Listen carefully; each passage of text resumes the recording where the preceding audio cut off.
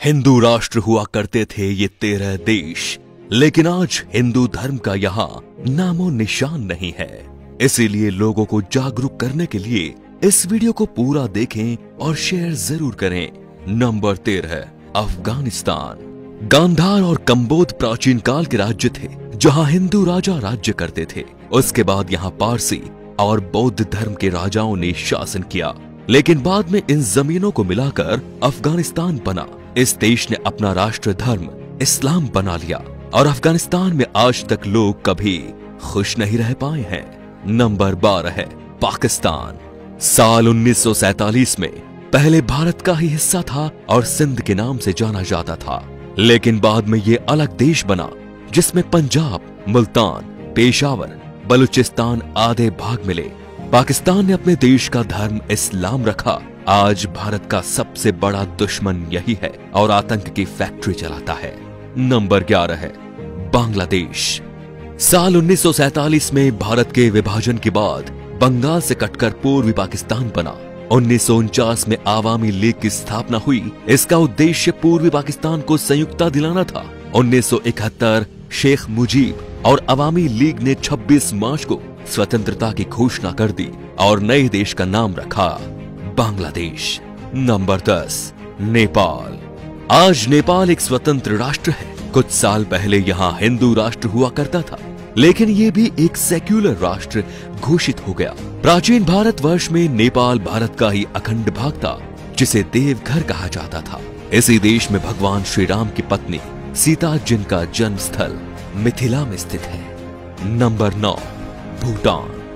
प्राकृतिक सुंदरता से भरपूर भूटान भी कभी भारतीय महाजनपदों के अंतर्गत एक जनपद था और अखंड भारतवर्ष का हिस्सा था। भूटान संस्कृत के शब्द भूतान से बना शब्द है। नंबर 8, तिब्बत। तिब्बत को ट्राइविस्टम कहा जाता था, जहां ऋषिका और तुषाराम नामक राज्य थे। आज चीन द्वारा कब्जा किया हुआ ये देश भी भारतवर्ष का अभिन्न अंग था। तिब्बत में पहले हिंदू फिर बाद में बौद्ध धर्म का प्रचार हुआ और ये बौद्धों का प्रमुख केंद्र भी बन गया। Number 7, Myanmar. म्यांमार को प्राचीन भारतवर्ष में ब्रह्मदेव के नाम से जाना जाता था। ये देश प्राचीन काल से ही भारत का ही उपनिवेशक रहा है। हालांकि मुस्लिम शासन काल में म्यांमार शेष भारत से कटा रहा और यहाँ पर स्वतंत्र राज्य सत्ताएं कायम हो गई। नंबर 6, श्रीलंका। श्रीलंका भारतीय उपमहाद्वीप के दक्षिण में हिंद महासागर में स्थित एक बड़ा महाद्वीप है। ये भारत के चोल और पांड जनपद के अंतर्गत आता था।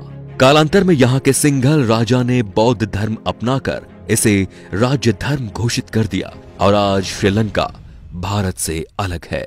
Number 5, Malaysia. मलय प्राय द्वीप का दक्षिणी भाग मलेशिया देश के नाम से जाना जाता है।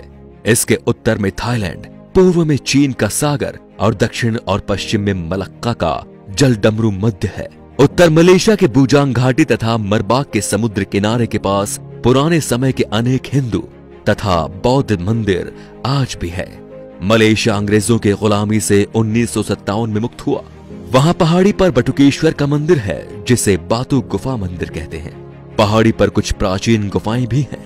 आपको बता दें कि मलेशिया फिलहाल एक मुस्लिम राष्ट्र है। Number 4, Singapore. प्राचीन काल में भारत के इस हिस्से का नाम सिंहपुर था, जो आज सिंगापुर हो गया है।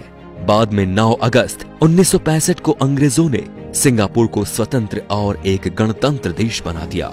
Number 3, Thailand. हमें भले ही घूमने के लिए कहीं जाना हो तो थाईलैंड का नाम दिमाग में आता है, लेकिन ये बहुत ही कम लोग जानते हैं कि थाईलैंड का प्राचीन भारतीय नाम श्याम देश है। प्राचीन काल में यहाँ हिंदू और बौद्ध धर्म और संस्कृति का एक साथ प्रचलन था, लेकिन अब ये एक बौद्ध राष्ट्र है। खैरात के दक्षिण पूर्व में कंबोडिया की सीमा के पास, उत्तर में लगभग 40 किलोमीटर की दूरी पर यूरीराम प्रांत में प्रशांत फनाम रंग नामक सुंदर मंदिर है। Number 2, Cambodia. पौराणिक काल का कंबोज देश, कल का कंपूचिया और आज का कंबोडिया पहले हिंदू रहा और फिर बौद्ध हो गया। विश्व का सबसे बड़ा हिंदू मंदिर परिसर तथा विश्व का सबसे बड़ा धार्मिक स्मारक कंबोडिया में स्थित है। यह कंबोडिया के अंकोर में है, जिसका पुराना नाम यशोधरपुर है। Number 1, Vietnam. प्राचीन भारतवर्ष में वियतनाम को चंपा कहकर पुकारा जाता था। चंपा के लोग चांप कहलाते थे। वर्तमान समय में चांप लोग वियतनाम और कंबोडिया के सबसे बड़े अल्पसंख्यक हैं। आज के ये अपने आप में एक स्वतंत्र राष्ट्र है। भारतीय इतिहास के अनुसार भारत के सम्राट विक्रमादित्य संपूर्ण अरब को जीतकर अपने साम्राज्य में मिलाया था। भारत में आज जिस तरह लोग जात पात में बट रहे हैं, उससे हमारे देश को खतरा है, क्योंकि हमारे देश पर राष्ट्र विरोधी ताकतों की बुरी नजर है और वे हमें आपस में लड़ा रही हैं। इनसे सावधान रहना सीखें, नहीं तो हमें आज नहीं तो कल और कल नहीं तो परसों पछतावा तो होना ही है। तो दोस्तों, इस वीडियो को आग की तरह फैला दीजिए ताकि पूरा हिंदुस्तान सावधान हो जाए। Thank you.